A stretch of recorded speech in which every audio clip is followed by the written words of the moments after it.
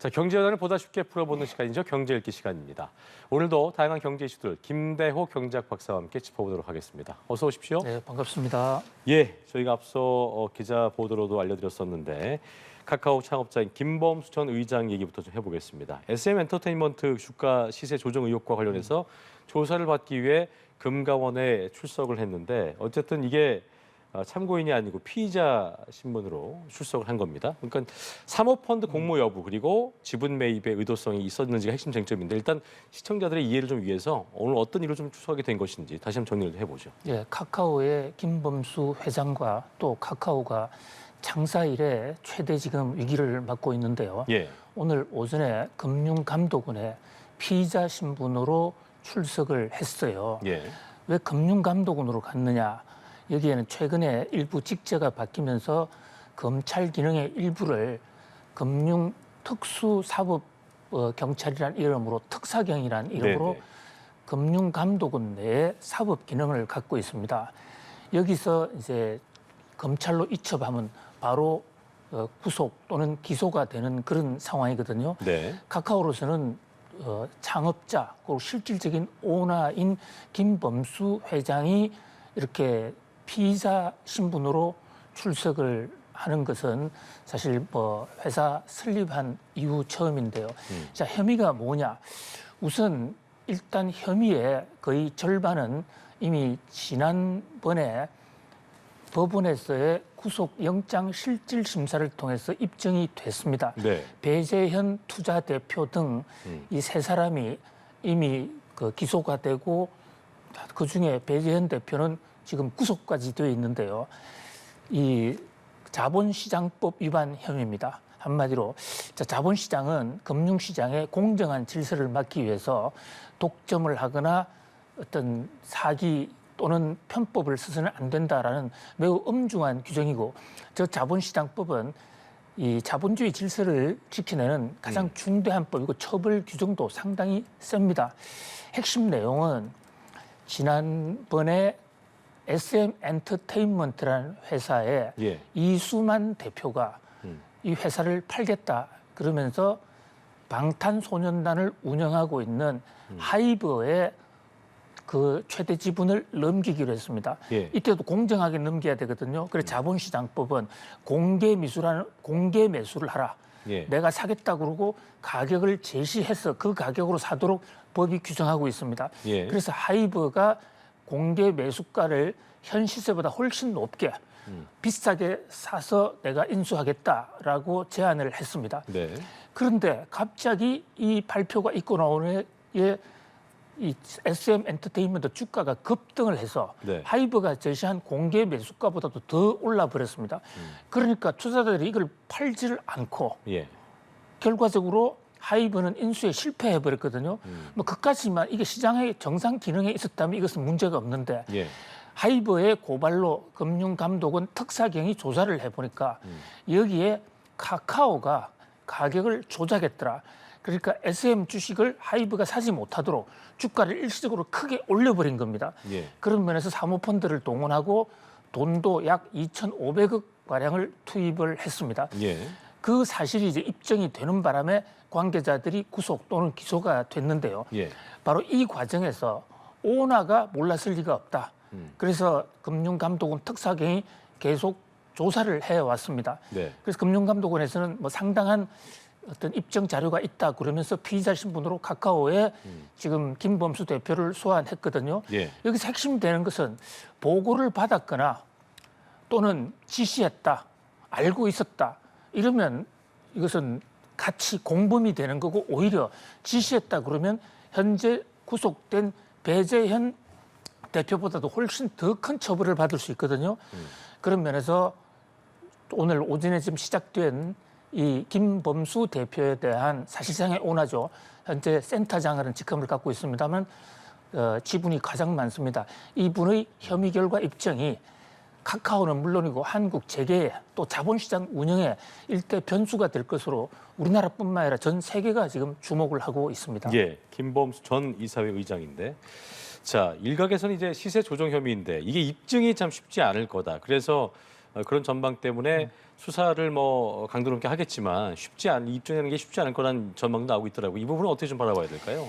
예, 일단 주식은 그 의도를 하건 안 하건 주식 시세를 조작하겠다는 의도가 없어도 주식을 누군가 사면 네. 주가가 올라가게 돼 있습니다. 그렇죠. 바로 이 대목 때문에 카카오 측에서 주가 조작의 의도가 있었느냐, 예. 이 대목이 초기 수사의 쟁점이었습니다. 그런데 금융감독원이 이 대목에 대해서 배재현 대표와 사모펀드와의 관계, 통화 내용 등을 통해서 시세를 조작하기 위해서 사모펀드를 동원했고 또 주식을 사모았다는 것은 지금 상당 부분 입증이 됐고 네. 또 그것이 구속영장 실질검사에서 판사도 혐의의 상당 부분이 소명이 된다고 그랬어요. 근데 문제는 지금 이 대목을 김범수 회장도 같이 공범이냐 하는 문제입니다. 김범수 회장이 의도를 갖고 지시했다 이러면 상당히 중범죄가 될 수 있는 것이고요. 예. 서로 의도를 갖고 지시하지 않았다 하더라도 배재현 대표 등이 하는 행동을 사후적으로 보고를 받았다면 알고도 가만히 뒀기 때문에 이 또한 명백하게 처벌 대상이 됩니다. 그래서 오늘 이번 조사에서의 최대 쟁점은 의도가 있었느냐 없었느냐는 조사는 이미 물 건너 갔어요. 네, 네. 오늘 조사의 핵심은 김범수 대표가 이 사실을 배재현 대표가 조작하는 것을 알고 있었느냐, 알고 있었는가? 또는 보고받았느냐, 또는 지시했느냐. 이 세 가지의 경우는 다 같이 기소될 가능성이 매우 높은 것으로 보입니다. 예. 자, 그리고 지켜봐야 될 부분이긴 하겠습니다만 카카오뱅크의 대주주 적격성 문제가 또 불거질 수 있다 이런 관측도 나오고 있는데 만약 경영진이 처벌을 받게 된다면 카카오뱅크의 어떤 지배 구조도 변화가 생길 수밖에 없을 텐데 이 부분은 어떻게 바라봐야겠습니까? 그렇습니다. 이 만약에 이제 법원으로 넘어가서 그 법정에 의해서 유죄로 판결이 된다면 예. 카카오의 기업 경영에도 엄청난 타격이 예상이 되는데요. 네. 여러 가지 문제가 있을 수 있는데 그중에서도 가장 지금 시장에서 관심을 끄는 것은 카카오뱅크라는 인터넷 은행입니다. 인터넷 은행이지만 영향력이 상당히 크죠. 우리나라 금융산업에 관한 은산분리법이라는 게 있어서 이 은산분리법의 규정에 따라서는 최대 지분을 소유하는 대주주는 적격성 여부를 6개월에 한 번씩 심사를 받게 돼 있고 그중에서 자본시장법 횡령 배임 등의 위반으로 벌금 1원이라도 받으면 예. 대주주 지위를 박탈할 수 있는 그런 법이 있습니다. 그래서 이번에 김범수가 무죄가 되더라도 예. 배재현 대표가 유죄로 된다 그러면 네. 회사의 임원이 그렇게 이런 행위를 했기 때문에 회사도 벌금을 받을 가능성이 상당히 높은데요. 물론 법원의 판결에 아직 결정되지도 않았고 거기에 따라서 결론은 달라지겠습니다만은 한 푼이라도 벌금을 받은 사실이 이제 나오면 네. 카카오뱅크를 내어놔야 됩니다. 현재 카카오뱅크는 카카오은행이 27% 이상의 지분을 갖고 있는데요. 금융감독원이 강제 매각 명령을 할 수도 있습니다. 예. 카카오뱅크가 이제 카카오와는 결별해야 되는 팔 수밖에 없는 그런 상황이 되는 것이죠. 그런데 카카오는 그동안에 은행업을 하기 위해서 엄청나게 노력을 해왔고 돈을 많이 투자했거든요. 근데 이번에 벌금을 받게 되면 은행업을 할 수 없다. 그러면 그룹의 근본 지배 구조, 회사의 틀이 크게 달라질 수 있다. 그런 면에서 예. 아주 비상한 관심이 되고 있는 것입니다. 그렇군요. 자, 그리고 문어발 확장 비판을 좀 받았었던 카카오. 사실 이걸 지난해에 김범수 전 의장 같은 경우도 연말까지 30개에서 40개 정도 줄어들 거다 예상을 했었고 그런데도 불구하고 정리는커녕 최근 2년 반 동안 오히려 늘어난 것으로 나타났는데 사실 공정위 입장에서도 독과점 실태 조사 강화를 하고 또 무분별한 어떤 사업 확장 제재해야 된다 이 지적도 나오고 있는 상황에서 이 부분 어떻게 좀 바라봐야 될까요? 그렇습니다. 이 문어가 발이 몇 개인지 혹시 아세요? 문어가. 10개 아닙니까? 문어가 8개 아닙니까? 하여튼 그 8개나 오징어, 10개냐는 별로 예. 중요하지 않은데요. 오징어나 문어나 많긴 합니다. 예. 예. 네. 그런데 이 문어들이 그러니까 발이 많다 보니까 시장에서 이것도 하고 저것도 하고 모두 다 장악을 한다. 그리고 시장 독점, 농단의 하나의 대명사로 뭐 경영학자들은 그 알파부터 오메가까지를 다 함으로써 시장의 공정 경쟁을 저해하는 이런 독점 기업을 문어발 경영이라고 그럽니다. 그래서 이 카카오가 신설 기업임에도 불구하고 삼성이나 이런 재벌 그룹보다도 발이 더 많아졌어요. 예. 훨씬 더 많은 사업을 하고 있거든요.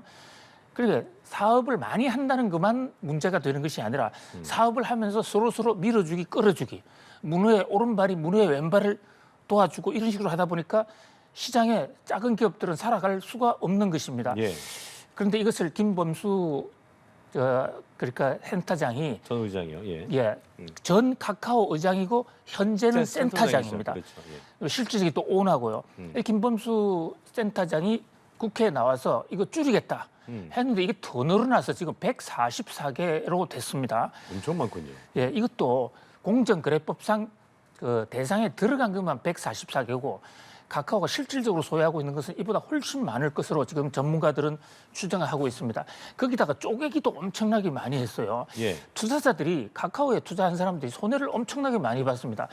카카오 회사가 잘 하던 사업의 한 분야를 딱 쪼개서 마치 이 마적단 경영을 하듯이 그 부분을 카카오뱅크한테 주고 그리고 상장을 시키고 또 카카오뱅크의 한 부분이 잘 되면 카카오페이로 잘라내고 그렇게 되면 주가가요. 기존에 있던 회사 주가는 마구 떨어지고 신설 회사들이 주가가 올라가는데 소액 주주들은 이걸 갈아탈 수가 없거든요. 예. 그러다 보니까 이제 카카오 투자한 사람들 피해도 상당히 크다. 뭐 그 밖에도 특히 택시도 지금 카카오 이 앱을 사용하지 않으면 맞아요. 택시를 탈 수가 없는 상태인데 거기에 카카오가 몰아주기를 해서 그래서 카카오 몰아주기 혜택만을 받는 회사만 크고 나머지 회사들이나 일반 택시 승객들이 큰 피해를 본다. 여러 가지 지금 카카오의 변칙 경영이 지금 도마 위에 올라 있는 상황입니다. 사면초가인 상황인 거군요. 알겠습니다.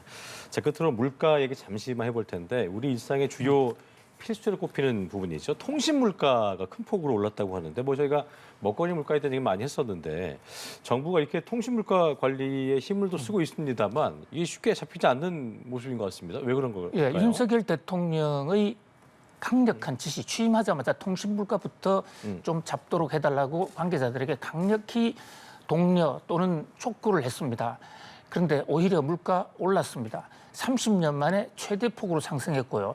통신 물가는 그동안의 기술 혁신에 도움을 받아서 지난 수십 년 동안 몇 해만 빼놓고 계속 내렸어요. 예. 최근에 와서 많이 오릅니다. 이게 이제 독점에 따른 어떤 가격 횡포, 예. 또 통신 휴대폰 가격이 오르는 이런 것들, 특히 기본 요금제를 하면서 일정 기간 예를 들어서 뭐 100메가를 이하를 쓰더라도 무조건 100메가를 받는다든지 네. 이런 식으로 하다 보니까 조금 쓰는 사람도 기본 요금을 엄청나게 많이 내야 되거든요. 뭐 무제한 요금제 같은 것들. 예. 네. 그래서 이제 중간 요금제를 개설하라고 촉구를 했고 일부 도입을 했습니다만 여전히 미비한데 최근에 지금 그 일반 국민들의 가처분 소득이 뚝뚝 떨어지고 있단 말이죠. 그렇죠. 그런 와중에 통신 요금이 올라가니까 국민들의 실질 소득은 생계는 더 어려워지는 그런 상황입니다. 알겠습니다. 여기까지 경제읽기 김대호 박사와 함께했습니다. 오늘 말씀 고맙습니다. 감사합니다.